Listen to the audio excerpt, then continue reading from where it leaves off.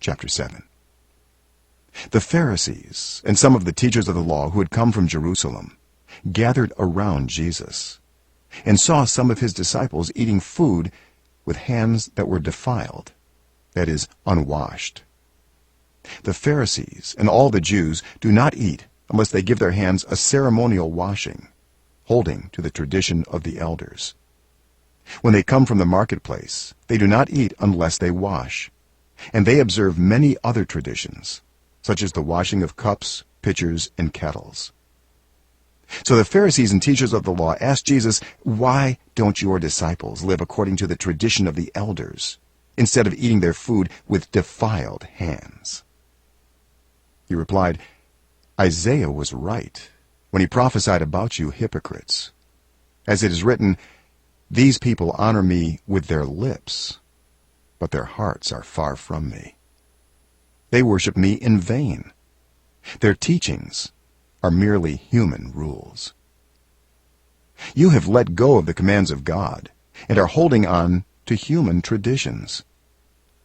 And he continued, "You have a fine way of setting aside the commands of God in order to observe your own traditions.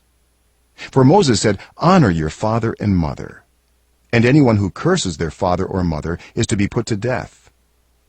But you say that if anyone declares that what might have been used to help their father or mother is korban, that is, devoted to God, then you no longer let them do anything for their father or mother. Thus you nullify the word of God by your tradition that you have handed down.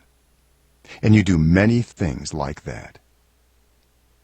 Again Jesus called the crowd to him and said, "Listen to me, everyone, and understand this. Nothing outside a person can defile them by going into them. Rather, it is what comes out of a person that defiles them." After he had left the crowd and entered the house, his disciples asked him about this parable. "Are you so dull?" he asked. "Don't you see that nothing that enters a person from the outside can defile them? For it doesn't go into their heart, but into their stomach, and then out of the body." In saying this, Jesus declared all foods clean. He went on, "What comes out of a person is what defiles them. For it is from within, out of a person's heart, that evil thoughts come: sexual immorality, theft, murder, adultery, greed, malice, deceit, lewdness, envy, slander, arrogance, and folly. All these evils come from inside and defile a person." Jesus left that place and went to the vicinity of Tyre. He entered a house and did not want anyone to know it. Yet he could not keep his presence secret. In fact, as soon as she heard about him, a woman whose little daughter was possessed by an impure spirit came and fell at his feet. The woman was a Greek, born in Syrian Phoenicia.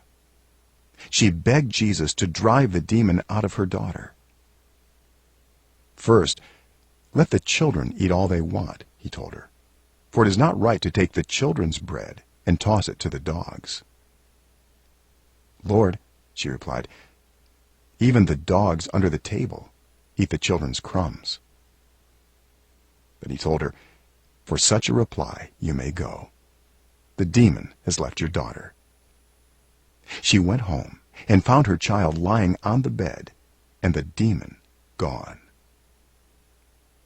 Then Jesus left the vicinity of Tyre and went through Sidon, down to the Sea of Galilee, and into the region of the Decapolis.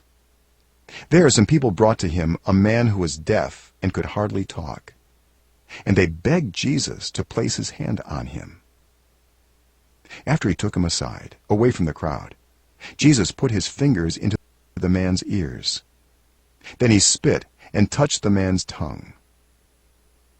He looked up to heaven, and with a deep sigh said to him, "Ephphatha," which means, "Be opened." At this, the man's ears were opened, his tongue was loosened, and he began to speak plainly. Jesus commanded them not to tell anyone, but the more he did so, the more they kept talking about it. People were overwhelmed with amazement. "He has done everything well," they said. "He even makes the deaf hear." and the mute speak.